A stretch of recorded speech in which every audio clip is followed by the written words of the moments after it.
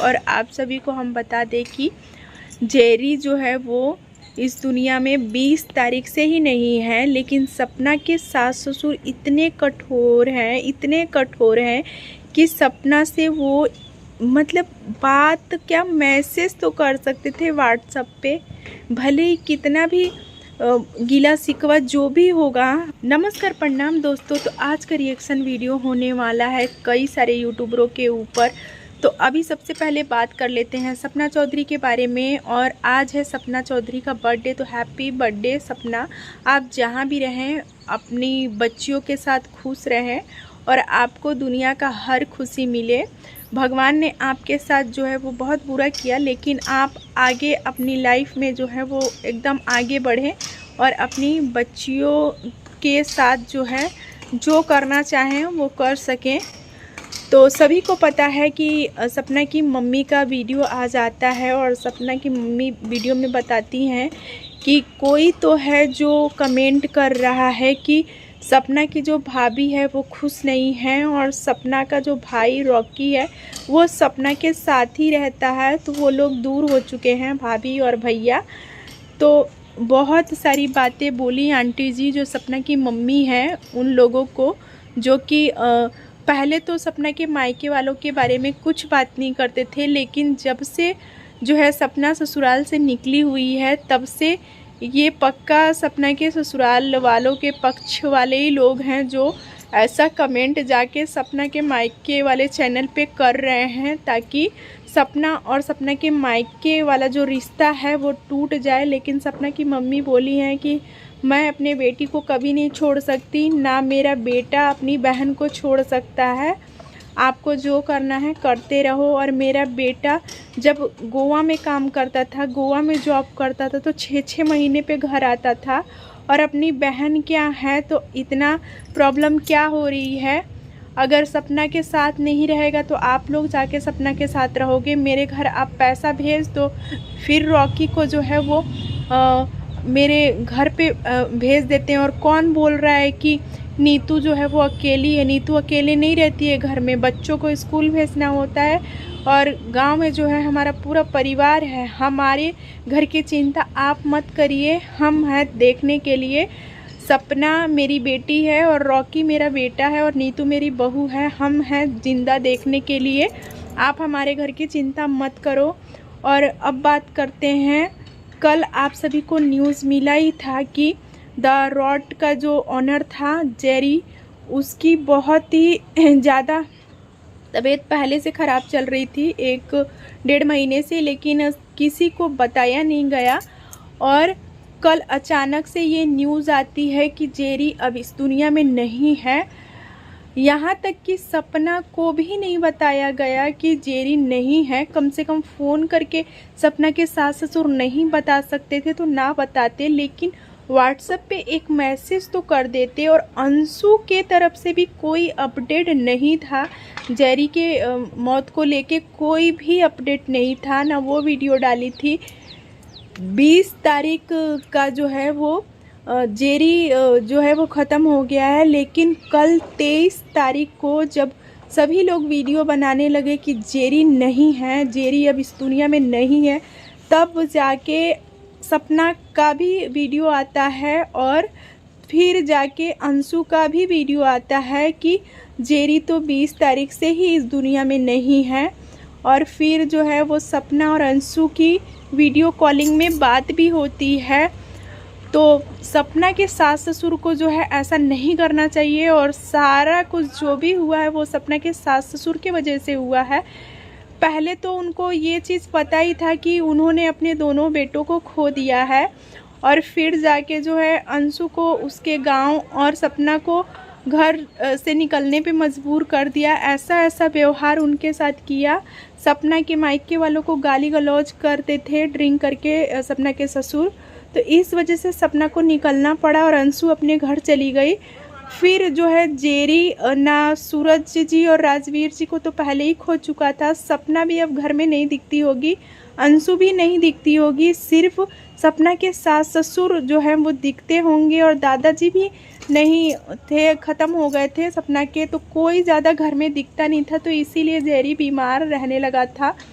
और बस यही सभी लोग टारगेट कर रहे थे कि जो लोग वीडियो डाल रहे थे वो ये टारगेट कर रहे थे कि देखो जेरी के साथ ये घटना हो गया है, जेरी अब इस दुनिया में नहीं है और सपना मौज कर रही है। सपना जो है वो खाटू श्याम जी के दर्शन कर रही है। सपना को तो कोई फ़र्क भी नहीं पड़ता है जेरी की मौत से, लेकिन सपना को जब कुछ पता रहे तब तो सपना कुछ करेगी। सपना को खुद 3 दिन बाद पता चलता है। 30 सितंबर को ही जेरी इस दुनिया को छोड़ के चला गया था और न्यूज़ ये फैलती है 23 तारीख को, यानी कल के दिन। और आज है 24 तारीख, सपना का बर्थडे।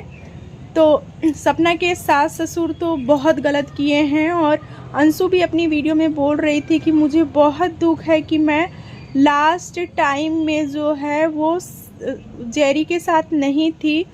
मैं बचपन में जितना भी पली बड़ी हूँ, जब से वहाँ 9 साल की उम्र से गई थी वहाँ पे शिवपुरी में, तब से जेरी ही मेरा दोस्त था। जेरी के साथ ही मैं खेलती थी। भले ही मेरे पास कोई खिलौने ना होते थे, लेकिन मुझे जेरी ही चाहिए रहता था। मैं जेरी को ही अपना सबसे प्यारा दोस्त मानती हूँ और मुझे बहुत दुख है कि मैं उसके लास्ट टाइम में जो है वो उसके साथ नहीं थी और जेरी मुझे छोड़ के चला गया।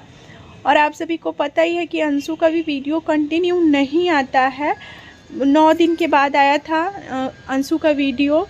तो अंशु भी बहुत दुखी है, अंशु भी बहुत रो रही थी और साथ में सपना भी बहुत रो रही थी, क्योंकि सपना जब से शादी करके गई हुई थी तब से जेरी के साथ ही जो है, कई बार आपने वीडियो में देखा होगा कि बच्चियां भी जो है वो जेरी के पास ही बगल में लेटी रहती थी और उनका पूरा बचपन भी जो है वो जेरी डॉग्स लोगों के साथ ही जो है वो बीता हुआ है। तो अब हम बात करेंगे अंशु के बारे में। और आज अंशु का वीडियो आता है और अंशु अपनी वीडियो में अपने पापा के बारे में बताती है कि उसके पापा के साथ क्या हुआ था, उसके पापा कैसे ख़त्म हुए थे। क्योंकि अंशु अपने मम्मी का बता चुकी थी कि उसकी मम्मी कैसे ख़त्म हुई थी। तो अंशु आज अपने पापा के बारे में बता रही थी कि आखिरकार उसके पापा कैसे ख़त्म हुए और क्या क्या हुआ जब वो ख़त्म हुए थे। तो अंशु बता रही थी कि उनको जो है खाना नहीं पचता था, उल्टी होती थी और उनको लकवा भी मार दिया था। तो वो मैं रात को जब बुआ के घर थी तो वो बिस्तर से गिर भी गए थे और मेरे कोई भी पटीदारी के लोग जो हैं वो हेल्प करने नहीं आए। और सब लोग सोच रहे थे कि अब तो ये ख़त्म ही हो जाएगा तो हेल्प क्या करना है। तो बहुत अंशु रो रही थी और बता रही थी कि मैं उन लोगों के साथ रिश्ता क्यों रखूं, यहाँ तक कि जब मेरे पापा ख़त्म हो गए थे तो मेरे पटीदारी के लोग जो हैं वो मेरे भाई के ऊपर हाथ भी उठाए थे, क्योंकि तब पैसा भी नहीं था ज़्यादा और कॉल सेंटर में हम दोनों काम करते थे। फिर मैं आ गई थी और मेरा भाई दिल्ली में ही था और मैं फ़ोटो खींच के भेजी हुई थी कि पापा का जो है वो आँख तिरछा हो गया था और बहुत प्रॉब्लम हो रही थी पापा के साथ। और जैसे ही मेरे पापा ख़त्म हो गए वैसे ही एक लाश के जैसे उनको जो है उठाने के लिए भी कोई नहीं था, फेंका जा रहा था। एक जने ने ऐसा मतलब फेंका ना उनको गाड़ी में कि लग रहा था कि वो मतलब अब इस दुनिया में नहीं है। इस तरह से व्यवहार हुआ है। मेरे पटीदारी के किसी भी लोगों ने जो है मदद नहीं किया। और कोई लोग बोले कि कपड़ा पहन के आता हूँ, कोई लोग बोले कि पैसा लेके आता हूँ। ऐसे ही कर करके सभी लोग अपने घर को गायब हो गए। और जहाँ पे मेरे पापा को जो है हॉस्पिटल दिखाना था वहाँ पे कोई नहीं था और मैं बहुत रो रही थी, मुझे कुछ समझ में नहीं आ रहा था। और जब पापा ख़त्म हो गए तो कैसे कैसे जो है वो काम वाम हुआ उनका और लोन भी चल रहा था और बहुत तमाशा हुआ। और तभी से जो है वो हमारे पटीदारों से जो है वो लड़ाई झगड़ा शुरू हो गया और हम लोग स्कूल वाले घर में रहने लगे। और आप सभी को पता ही है कि अभी जो है वो अपने भाई का स्टोरी बताएगी कि आशीष कैसे ख़त्म हुआ। गया हुआ था 1 साल पहले वाराणसी नहाने के लिए गंगा घाट पे और वहीं पे जो है उसकी मृत्यु डूबने से हो गई। पहले एक बार नहा के आ चुका था और दोबारा से कोई उसे लेके गया कि चलो फिर से नहा के आएंगे, और वो व्यक्ति जाते समय 2 जने गए लेकिन आते समय कोई नहीं आया। वो लगता है तैर के वो इंसान निकल गया होगा कहीं और फिर जो है वो बहुत ढूंढने के बाद आशीष की लाश मिलती है। आशीष तभी इस दुनिया को छोड़ के चला गया। तो अंशु बहुत रो रही थी, और पितृपक्ष में आप सभी को पता ही है कि अंशु ही है, अपने घर खानदान से अंशु ही बची हुई है, तो उसे भी जो है वो पितृ जो है मनाना ही है। तो वो भी पानी वानी जो देना होता होगा, हो सकता है देती होगी, वीडियो में नहीं शेयर करती होगी।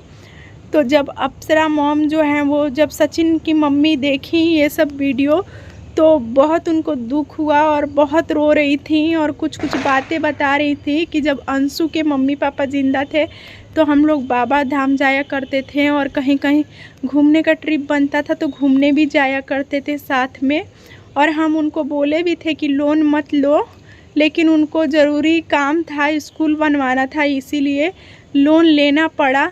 और अंशु को भी वीडियो कॉलिंग पे बहुत समझाई है कि ऐसी वीडियो मत डाला करो, जो जितने दिन के लिए आया हुआ था वो चला गया है, अब हम हैं ना तुम्हारे साथ, तुम क्यों ऐसा वीडियो डाल रही हो, और अपने पति और अपने ससुराल वालों पे ध्यान दो, यही तुम्हारे साथ अभी खड़े हुए हैं और रहेंगे।